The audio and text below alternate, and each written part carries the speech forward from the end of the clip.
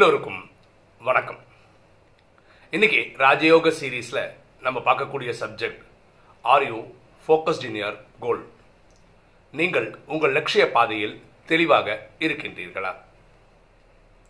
நமக்கு ராமகிருஷ்ண பரமஹம்சர் பற்றி தெரியும். அவர் சுவாமி விவேகானந்தரோட குரு. அவருடைய மடத்தில் இந்த நவராத்திரி நடக்கும்போது கலகட்டம், இந்த 10வது நாள் இருக்குல்ல, விஜயதசமி அன்னை விசேஷமாக கொண்டாடுவாங்க. வரக்கூடிய ஆத்மாக்களுக்கெல்லாம் லட்டு பிரசாதமாக கொடுப்பாங்க. அதுக்காக என்ன பண்ணுவாங்க, அந்த பூந்தி தயாரிப்பாங்க. லட்டு உடைச்சா பூந்தி இல்லையா, அந்த பூந்தியை நிறைய தயாரித்து அந்த ஒரு இடத்துல வச்சுருப்பாங்க. அதை பிடிச்சி லட்டு ஆக்கி வரக்கூடிய பக்தர்களுக்கெல்லாம் கொடுப்பாங்க. இது ஒரு சடங்காக பண்ணிகிட்டு இருக்காங்க, இப்பவும் பண்ணிகிட்டு இருக்காங்க.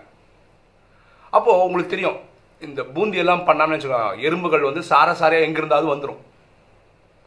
அப்போது இந்த பூந்தி அது மேய்க்க ஆரம்பிச்சிடும். இதுதான் நம்ம என்ன பண்ணணும், பக்தர்களுக்கும் கொடுக்கணும். அப்போ அது ஒரு தர்ம சங்கடமான சுச்சுவேஷன். ஏன்னா நம்ம தர்மத்துப்படி நம்ம என்ன பண்ணுறோம், இந்த எறும்புகள் எல்லாம் கொல்ல மாட்டோம், அதுக்கு ஒரு மருந்தடிக்க மாட்டோம். ஆனால் எறும்புகள் இந்த மாதிரி பூந்தியெல்லாம் இருந்தால் தானாக வந்துடும்.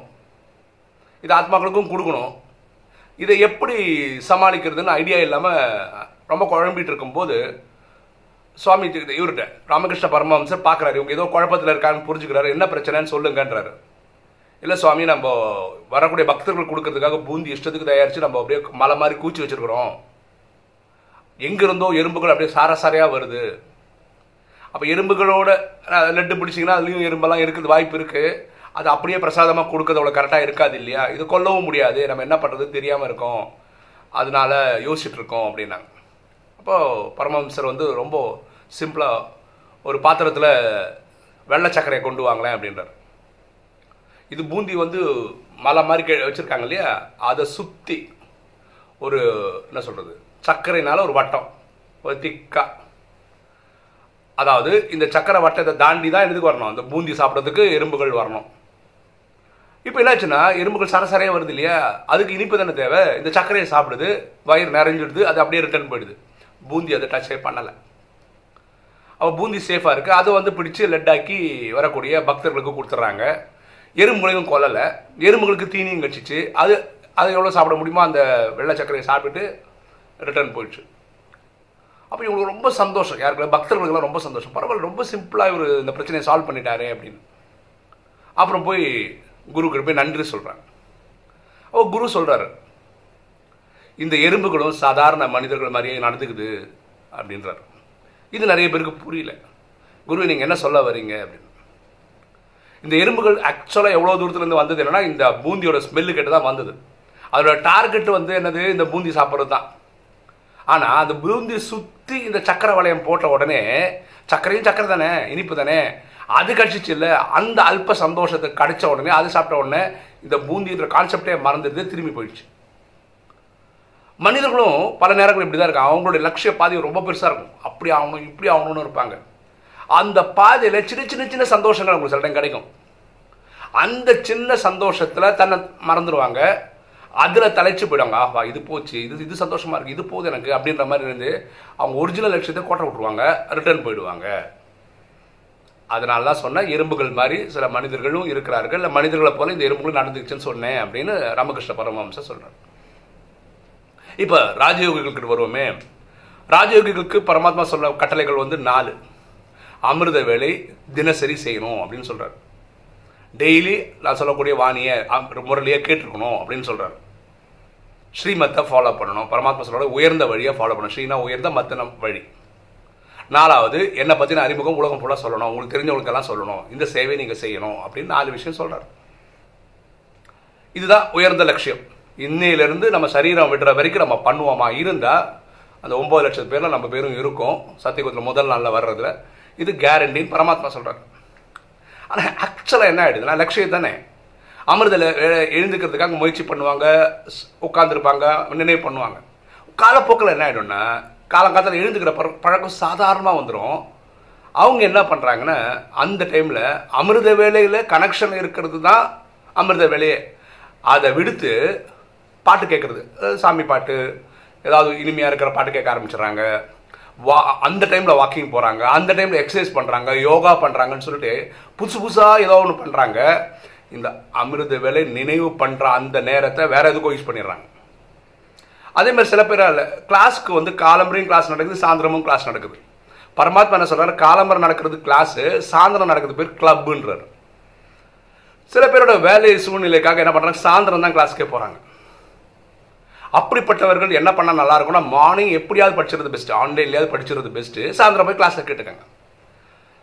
இங்க போகும்போது இந்த பிராமண பரிவாரத்தில் என்னன்னா எல்லாரும் நல்லவங்க. அப்போ அவர் தொடர்பு வரும்போது இவங்க யாராவது 2 பேர் நான் சொல்றது இப்படி இருக்காங்க, அதுதான் சொல்றேன், பிஸ்னஸ் பண்ண கத்துப்பாங்க.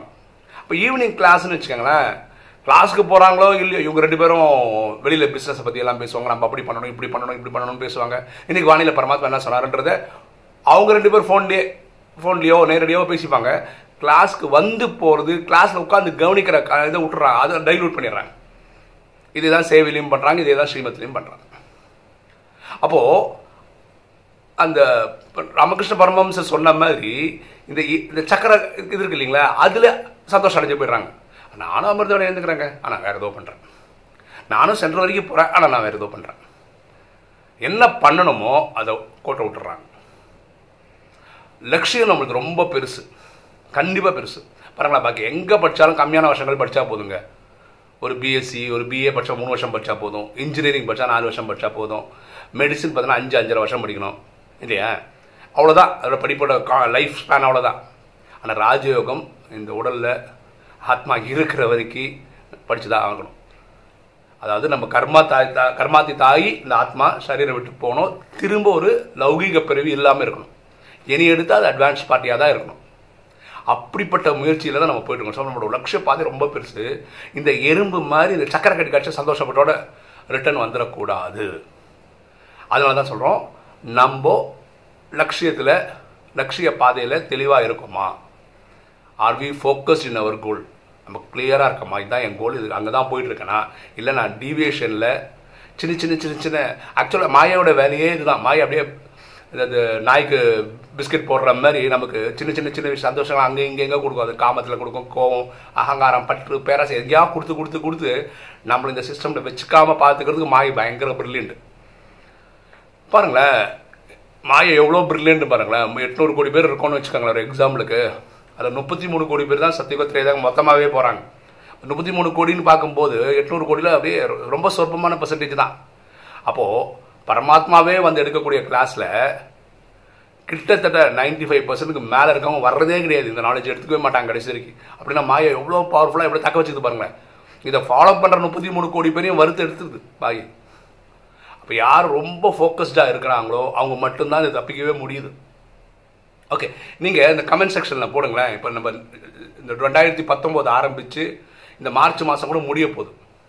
இந்த வருஷம் 2019 ஜனவரியிலேருந்து இன்ன வரைக்கும் நான் ஒரு நாள் கூட அமிர்த வேலையை மிஸ் பண்ணது இல்லை, ஒரு நாள் கூட நான் வாணி படிக்கிறத மிஸ் பண்ணது இல்லை.